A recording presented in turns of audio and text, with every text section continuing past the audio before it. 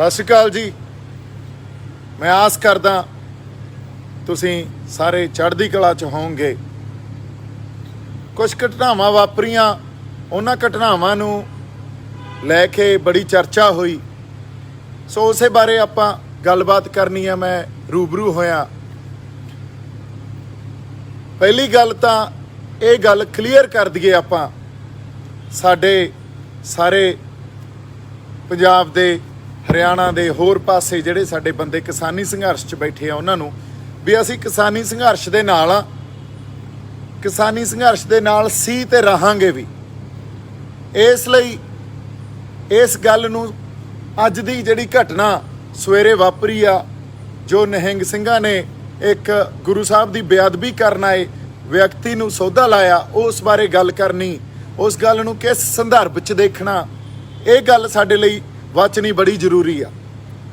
ਸਾਡੇ ਜਿਹੜੇ ਆਗੂ ਆ, ਬਜ਼ੁਰਗ ਆ, ਉਹਨਾਂ ਨੂੰ ਮੇਰੀ ਬੇਨਤੀ ਆ ਵੀ 26 ਨਵੰਬਰ ਨੂੰ ਵੀ ਇਹੀ ਬੇਨਤੀ ਸੀ, 26 ਜਨਵਰੀ ਨੂੰ ਵੀ ਇਹੀ ਬੇਨਤੀ ਸੀ, ਤੇ ਅੱਜ ਵੀ ਇਹੀ ਬੇਨਤੀ ਆ ਵੀ ਤੁਸੀਂ ਸਾਡੇ ਆਗੂ ਹੋ, ਤੁਸੀਂ ਸਤਿਕਾਰਯੋਗ ਹੋ, ਤੁਸੀਂ ਸਾਡੇ ਬਜ਼ੁਰਗ ਹੋ, ਤੇ ਅਸੀਂ ਤੁਹਾਡੇ ਨਾਲ ਆ, ਹਮੇਸ਼ਾ ਤੁਹਾਡੇ ਨਾਲ ਆ, ਤੁਹਾਡੇ ਬੱਚੇ ਆ, ਤੁਹਾਡੇ ਸੋਲਜਰ ਆ, ਤੇ ਸੰਘਰਸ਼ ਦੇ ਨਾਲ ਵੀ ਖੜੇ ਆ।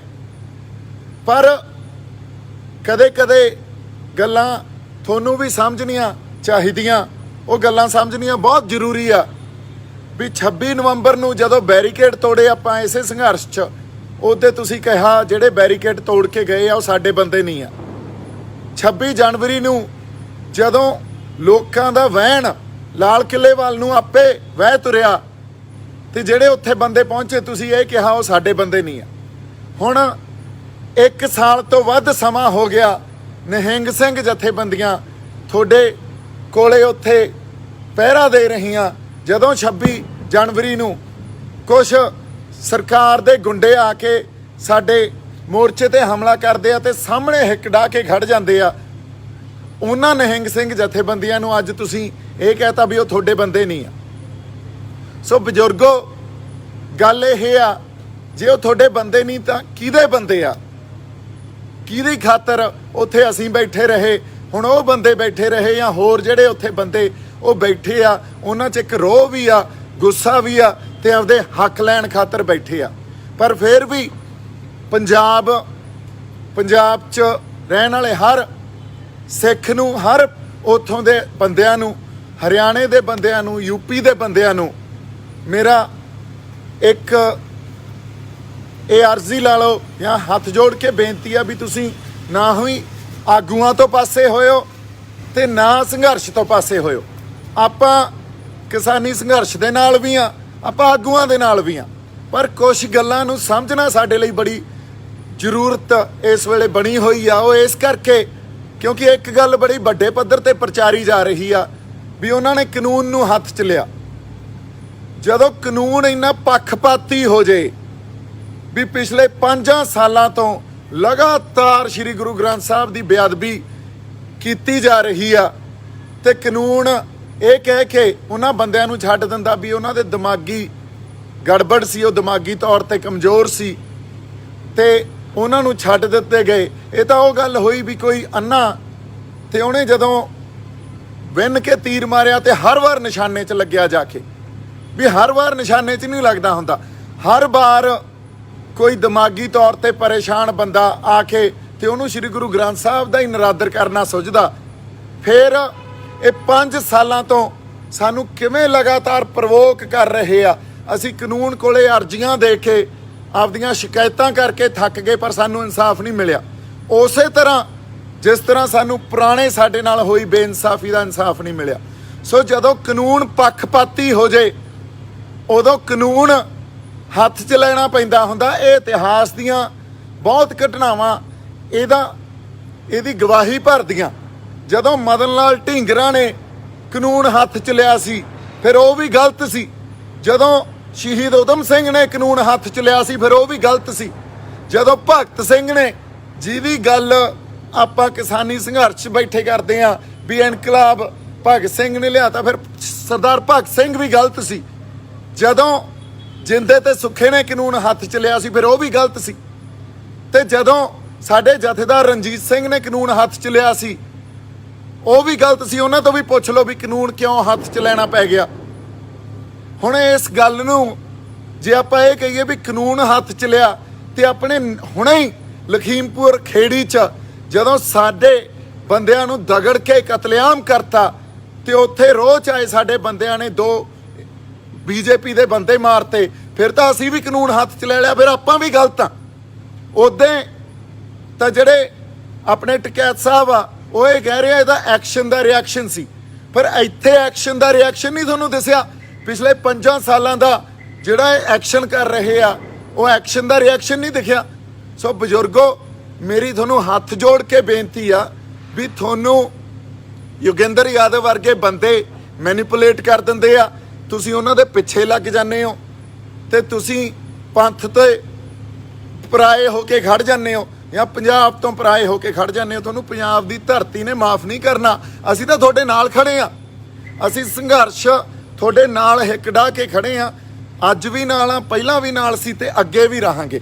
ਤੁਸੀਂ ਸਾਡੀ ਪੈਰਵਾਈ ਕਰੋ ਨਾ ਕਰੋ, ਇਹ ਪ੍ਰੋਵੋਕੇਸ਼ਨ ਸੀ। ਪ੍ਰੋਵੋਕੇਸ਼ਨ ਦੇ ਬਾਅਦ ਹੀ ਇਹ ਵਰਤਾਰਾ ਵਾਪਰਿਆ। ਇਹ ਕੋਈ ਇੱਕ ਆਈਸੋਲੇਸ਼ਨ 'ਚ ਜਾਂ ਇਹਨੂੰ ਕੱਲੀ ਘਟਨਾ ਨੂੰ ਨਾ ਦੇਖੋ, ਇਹਦੇ ਪਿੱਛੇ 5 ਸਾਲ ਦਾ ਬੇਅਦਬੀ ਦਾ ਇਤਿਹਾਸ ਪਿਆ। ਸੋ ਇਸ ਕਰਕੇ ਜਿਹੜੇ ਬੰਦੇ ਇਹ ਕਹਿੰਦੇ ਆ ਵੀ ਕਾਨੂੰਨ ਹੱਥ 'ਚ ਲੈ ਲਿਆ, ਇਹ ਬੰਦਿਆਂ ਨੂੰ ਇੱਕ ਸਵਾਲ ਆ ਮੇਰਾ ਵੀ ਜਦੋਂ ਕੋਈ ਇਤਿਹਾਸ 'ਚ ਜਦੋਂ ਕੌਮ ਨੇ, ਸਾਡੇ ਸੰਘਰਸ਼ੀ ਬੰਦਿਆਂ ਨੇ ਇਨਸਾਫ ਲਿਆ, ਉਹਦੇ ਕਾਨੂੰਨ ਹੱਥ 'ਚ ਨਹੀਂ ਲਿਆ ਗਿਆ। ਅੱਜ ਹੀ ਤੁਹਾਨੂੰ ਦਿਖਦਾ ਵੀ ਕਾਨੂੰਨ ਹੱਥ 'ਚ ਲੈ ਲਿਆ।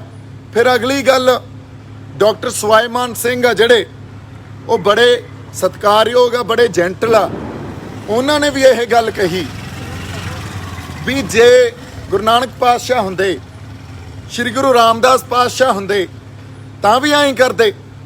ਤੁਸੀਂ ਗੁਰੂਆਂ ਨੂੰ ਨਖੇੜ ਕੇ ਨਾ ਦੇਖੋ। ਮੈਂ ਡਾਕਟਰ ਸਾਹਿਬ ਤੁਹਾਨੂੰ ਬੇਨਤੀ ਕਰਦਾ, ਤੁਸੀਂ ਇਸ ਗੱਲ ਤੇ ਤੁਹਾਨੂੰ ਸਮਝ ਨਹੀਂ, ਤੇ ਤੁਸੀਂ ਚੰਗੇ ਬੰਦੇ ਹੋ, ਤੁਸੀਂ ਨਾ ਬੋਲੋ, ਕਿਉਂਕਿ ਉਸ ਵੇਲੇ ਗੁਰੂ ਸਾਹਿਬ ਗੁਰੂ ਨਾਨਕ ਪਾਤਸ਼ਾਹ ਤੋਂ ਲੈ ਕੇ 10ਵੇਂ ਪਾਤਸ਼ਾਹ ਤੇ ਫਿਰ ਸ਼੍ਰੀ ਗੁਰੂ ਗ੍ਰੰਥ ਸਾਹਿਬ ਤੱਕ ਇਹ ਤਾਂ ਇੱਕ ਜੋਤ ਆ, ਇੱਕ ਜੋਤ ਪ੍ਰਗਟ ਹੋਈ। ਇਹਨਾਂ ਨੂੰ ਨਖੇੜ ਕੇ ਨਹੀਂ ਦੇਖਿਆ ਜਾ ਸਕਦਾ ਸੀ। ਜੋ ਗੁਰੂ ਨਾਨਕ ਸਾਹਿਬ ਵੇਲੇ ਗੁਰੂ ਨਾਨਕ ਸਾਹਿਬ ਨੂੰ ਜ਼ਰੂਰਤ ਸੀ, ਜਾਂ ਉਸ ਵੇਲੇ ਉਹ ਇਲਹਾਮ ਸੀ ਉਹਨਾਂ ਨੂੰ, ਉਦੋਂ ਉਹਨਾਂ ਨੇ ਉਹ ਕੀਤਾ। ਜੋ 10ਵੇਂ ਪਾਤਸ਼ਾਹ ਵੇਲੇ ਇੱਕ ਜ਼ਰੂਰਤ ਸੀ ਸਮਾਜ ਦੀ, ਉਦੋਂ ਉਹਨਾਂ ਨੇ ਉਹ ਕੀਤਾ। ਸੋ ਇਸ ਕਰਕੇ ਉਹ ਇੱਕ ਇਲਹਾਮ, ਇੱਕ ਰੱਬੀ ਜਿਹੜੀ ਗੱਲ ਆ, ਉਹਨੂੰ ਸਾਡੇ ਲਈ ਸਮਝਣਾ, ਇਸ ਤਰ੍ਹਾਂ ਨਖੇੜ ਕੇ ਦੇਖਣਾ ਬਹੁਤ ਔਖਾ। ਫਿਰ ਤਾਂ ਜਦੋਂ ਭਾਈ ਬਿਧੀ ਚੰਦ ਨੇ 5ਵੇਂ ਪਾਤਸ਼ਾਹ ਵੇਲੇ, ਉਹਨਾਂ ਨੇ ਤਾਂ ਬਹੁਤ ਸ਼ਾਂਤਮਈ ਸ਼ਹਾਦਤ ਦਿੱਤੀ ਆ। ਕਿਸੇ ਨੇ ਜਦੋਂ ਗੁਰੂ ਸਾਹਿਬ ਦੇ ਬਾਰੇ ਮੰਦਾ ਬੋਲਿਆ ਤੇ ਭਾਈ ਬਿਧੀ ਚੰਦ ਨੇ ਟੋਟੇ ਕਰਕੇ ਉਹਦੇ ਨਹਿਰ 'ਚ ਸਿੱਟਤਾ ਸੀ, ਫਿਰ ਤਾਂ ਉਹ ਵੀ ਕਾਨੂੰਨ ਹੱਥ 'ਚ ਲੈਣ ਵਾਲੀ ਗੱਲ ਸੀ। ਇਸ ਲਈ ਜਦੋਂ ਅਸੀਂ ਗੁਰੂਆਂ ਨੂੰ ਨਖੇੜ ਕੇ ਦੇਖਦੇ ਹਾਂ ਤੇ ਫਿਰ ਇੱਕ ਜੋਤ ਦੀ ਸਾਨੂੰ ਸਮਝ ਨਹੀਂ ਆਉਂਦੀ, ਤੇ ਅਸੀਂ ਇੱਕ ਬਿਰਤਾਂਤ ਪੈਦਾ ਕਰ ਦਿੰਦੇ ਹਾਂ ਵੀ ਗੁਰੂ ਨਾਨਕ ਸਾਹਿਬ ਐਂ ਨਹੀਂ ਕਰ ਸਕਦੇ ਸੀ, ਪਰ ਹੋ ਸਕਦਾ 10ਵੇਂ ਪਾਤਸ਼ਾਹ ਐਂ ਕਰਦੇ। ਇਹ ਬਹੁਤ ਗਲਤ ਗੱਲ ਆ। ਅਗਲੀ ਗੱਲ, ਜਿਹੜੇ ਕੁਝ ਬੰਦੇ ਇਹ ਗੱਲ ਕਹਿ ਰਹੇ ਆ ਵੀ ਇਹ ਤਾਂ ਨਿਹੰਗ ਸਿੰਘ ਜਥੇਬੰਦੀਆਂ ਦੇ ਨਾਲ ਹੀ ਰਹਿੰਦਾ ਸੀ ਤੇ ਉਹਨਾਂ ਦੇ ਆਪਸ 'ਚ ਕੋਈ ਰੌਲਾ ਸੀ, ਉਹਨਾਂ ਨੇ ਇਹਨੂੰ ਮਾਰ ਕੇ ਤੇ ਬੇਅਦਬੀ ਦਾ ਬਹਾਨਾ ਕਰਤਾ। ਵੀ ਪਿਛਲੇ 5 ਸਾਲਾਂ 'ਚ ਤਾਂ ਅੱਜ ਤੱਕ ਇਹੋ ਜਿਹਾ ਬਹਾਨਾ ਅਸੀਂ ਕੀਤਾ ਨਹੀਂ ਕਦੇ। ਤੁਸੀਂ ਖਾਲਸਾ ਪੰਥ ਦਾ ਇਨਸਾਫ ਕੀਤਾ, ਇਸ ਤਰ੍ਹਾਂ ਨਾ ਮੰਨੋ। ਖਾਲਸਾ ਪੰਥ ਲਈ ਗੁਰੂ ਦੀ ਕੀ ਜਗ੍ਹਾ, ਇਹਨੂੰ ਸਮਝੋ। ਜੇ ਤੁਹਾਨੂੰ ਹਜੇ ਤੱਕ ਇਹਨਾਂ ਫਲਸਫਿਆਂ ਦੀ ਸਮਝ ਹੀ ਨਹੀਂ ਆ, ਫਿਰ ਤੁਹਾਨੂੰ ਬੋਲਣ ਦਾ ਕੋਈ ਹੱਕ ਨਹੀਂ ਇਸ ਗੱਲ ਤੇ। ਜੇ ਬੰਦੇ ਨੂੰ ਮਾਰਨਾ ਹੀ ਸੀ ਤਾਂ ਹੋਰ ਬਹੁਤ 100 ਤਰੀਕੇ ਹੁੰਦੇ ਆ। ਵੀ ਸਰਕਾਰ ਦਾ ਭੇਜਿਆ ਸੀ ਤੇ ਅਸੀਂ ਕਰਤਾ, ਲਾਤਾ ਸੌਦਾ। ਗੁਰੂ ਦੇ ਉੱਤੇ ਕੋਈ ਸਵਾਲ ਕਰਦਾ ਤੇ ਗੁਰੂ ਦੇ ਉੱਤੇ ਖਾਲਸਾ ਪੰਥ ਦੀ ਸ਼ਰਧਾ ਕੀ ਆ, ਗੁਰੂ ਲਈ ਉਹ ਕੀ ਕਰ ਸਕਦੇ ਆ, ਇਸ ਗੱਲ ਨੂੰ ਸਮਝੋ। ਤੁਹਾਡੇ ਲਈ ਆਰਥਿਕ ਮਸਲੇ ਵੱਡੇ ਹੋਣੇ ਆ, ਉਹਨਾਂ ਲਈ ਧਰਮ ਤੇ ਧਰਮ ਦੀ ਹੋਂਦ ਬਹੁਤ ਵੱਡੀ ਆ। ਸੋ ਇਸ ਕਰਕੇ ਬੰਦਿਆਂ ਨੂੰ ਸਮਝੋ, ਕੌਮਾਂ ਦੇ ਫਲਸਫਿਆਂ ਨੂੰ ਸਮਝੋ, ਤੇ ਉਸ ਆਧਾਰ ਤੇ ਅਸੀਂ ਕੋਈ ਅੱਗੇ ਆਪਦੀ ਗੱਲ ਲੈ ਕੇ ਜਾਈਏ, ਕੋਈ ਬਿਰਤਾਂਤ ਸਿਰਜੀਏ। ਇਸ ਲਈ ਮੇਰਾ ਸਵਾਲ ਉਹੀ ਆ ਵੀ ਫੇਰ ਤਾਂ ਸਾਡੇ ਆਜ਼ਾਦੀ ਦੇ ਸੰਘਰਸ਼ 'ਚ ਜਿੰਨੇ ਬੰਦਿਆਂ ਨੇ ਸੰਘਰਸ਼ ਕੀਤਾ, ਉਹਨਾਂ ਨੇ ਸੰਘਰਸ਼ ਜਿਹੜਾ ਕੀਤਾ ਉਹ ਕਾਨੂੰਨ ਹੱਥ 'ਚ ਹੀ ਲਏ ਸੀ। ਉਦੋਂ ਅੰਗਰੇਜ਼ਾਂ ਦੇ ਖਿਲਾਫ ਅਸੀਂ ਕਾਨੂੰਨ ਹੱਥ 'ਚ ਹੀ ਲੈਂਦੇ ਰਹੇ ਹਾਂ। ਤੁਸੀਂ ਕੁਝ ਦਿਨ ਪਹਿਲਾਂ ਇਹ ਗੱਲ ਕਹਿ ਕੇ ਹਟੇ ਹੋ ਵੀ ਅਸੀਂ ਨਲੂਏ ਦੇ ਵਾਰਸ ਹਾਂ, ਤੇ ਫਿਰ ਜੇ ਸਰਦਾਰ ਹਰੀ ਸਿੰਘ ਨਲੂਆ ਹੁੰਦੇ ਉਹ ਕੀ ਕਰਦੇ ਇਹ ਸਾਨੂੰ ਦੱਸਣ ਦੀ ਜ਼ਰੂਰਤ ਨਹੀਂ। ਇਸ ਲਈ ਇੱਥੇ ਵਿਕਟਮ ਕੌਣ ਆ ਤੇ ਇੱਥੇ ਕਲਪਰੇਟ ਕੌਣ ਆ, ਇਸ ਗੱਲ ਨੂੰ ਪਛਾਣੋ। ਇੱਥੇ ਡਿਸਟਿੰਕਸ਼ਨ ਥੋੜੀ ਜਿਹੀ ਇਹਦੇ 'ਚ ਲੈ ਕੇ ਆਓ। ਤੁਸੀਂ ਹਮੇਸ਼ਾ ਮੈਨੀਪੂਲੇਟ ਤੁਹਾਨੂੰ ਕਰ ਦਿੱਤਾ ਜਾਂਦਾ ਸਾਡੇ ਬਜ਼ੁਰਗਾਂ ਨੂੰ, ਤੇ ਉਹ ਵਿਕਟਮ ਦੇ ਸਰਕਾਰੀ ਧਿਰ ਦੇ ਹੱਕ 'ਚ ਭੁਗਤ ਜਾਂਦੇ ਆ ਤੇ ਕਲਪਰੇਟ ਨੂੰ ਗੁਨਾਹਗਾਰ ਦੱਸਣ ਲੱਗ ਜਾਂਦੇ ਆ। ਉਹ ਜਿਹੜਾ ਵਿਕਟਮ ਆ ਉਹਨੂੰ ਗੁਨਾਹਗਾਰ ਦੱਸਣ ਲੱਗ ਜਾਂਦੇ ਆ। ਸੋ ਇਸ ਕਰਕੇ ਤੁਸੀਂ ਕਲਪਰੇਟ ਕੌਣ ਆ ਇਹਨੂੰ ਦੇਖੋ। ਸਰਕਾਰੀ ਧਿਰ ਇੱਥੇ ਕਲਪਰੇਟ ਆ, ਅਸੀਂ ਵਿਕਟਮ ਆ। ਤੇ ਜਦੋਂ ਪੱਖਪਾਤੀ ਕਾਨੂੰਨ ਐਸ ਚਰਮ ਸੀਮਾ ਤੱਕ ਚਲਾ ਜਾਵੇ ਵੀ ਅੱਜ ਤੱਕ ਇੱਕ ਵੀ ਇਨਸਾਫ ਨਾ ਮਿਲਿਆ, ਫਿਰ ਖਾਲਸਾ ਪੰਥ ਨੇ ਆਪਦਾ ਕਰਤਾ ਇਨਸਾਫ।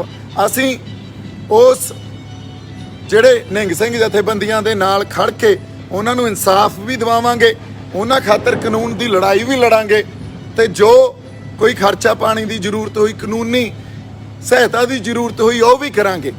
ਤੇ ਨਾਲ ਅਸੀਂ ਕਿਸਾਨ ਆਗੂਆਂ ਨੂੰ ਵੀ ਬੇਨਤੀ ਕਰਦੇ ਹਾਂ, ਤੁਹਾਡੇ ਨਾਲ ਆ। ਸਾਡੀ ਬੇਨਤੀ ਲੋਕਾਂ ਨੂੰ ਵੀ ਆ ਵੀ ਇਹਨਾਂ ਦੀ ਮਜਬੂਰੀ ਆ, ਇਹ ਸਮਝੋ। ਇਹ ਜੋ ਸਟੈਂਡ ਅੱਜ ਅਸੀਂ ਐਕਸਪੈਕਟ ਕਰਦੇ ਹਾਂ ਉਹ ਨਹੀਂ ਲੈ ਸਕਦੇ। ਇਹਨਾਂ ਦੇ ਉੱਤੇ ਵੀ ਬਹੁਤ ਵੱਡਾ ਪ੍ਰੈਸ਼ਰ ਆ, ਇਹਨੂੰ ਸਮਝ ਕੇ ਇਹ ਜਿਵੇਂ ਵੀ ਆ, ਇਹਨਾਂ ਕੋਲੇ ਇੰਨੀ ਕੀ ਸਮਰੱਥਾ, ਇਹਨਾਂ ਨੇ 3 ਕਾਨੂੰਨਾਂ ਦੀ ਲੜਾਈ ਲੜ ਰਹੇ ਆ। ਇੰਨੀਆਂ ਕੁ ਬੇਨਤੀਆਂ ਮੈਂ ਕਰਨੀਆਂ ਸੀ। ਮੇਰੇ ਵੱਲੋਂ ਬਹੁਤ ਸਾਰਾ ਪਿਆਰ ਸਤਿਕਾਰ। ਜਿਉਂਦੇ ਵਸਦੇ ਰਹੋ। ਸਤਿ ਸ਼੍ਰੀ ਅਕਾਲ ਜੀ।